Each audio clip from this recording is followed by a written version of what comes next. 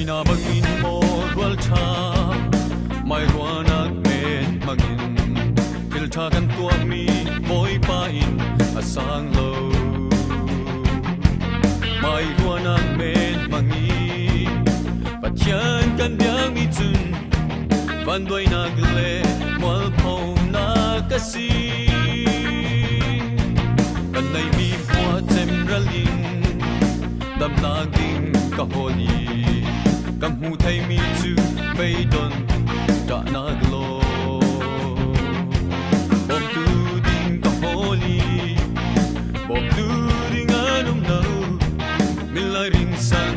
wal pau na kasi amai bang mi lau tu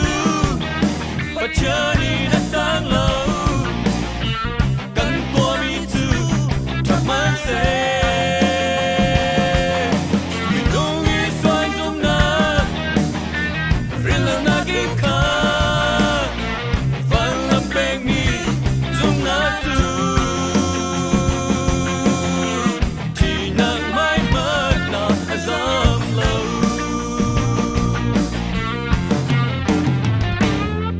fel na gle chan na khonin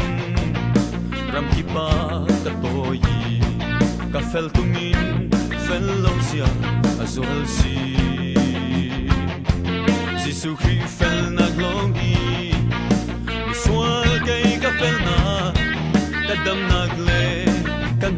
na ka si su khi ka fel na su khi ka dam na lay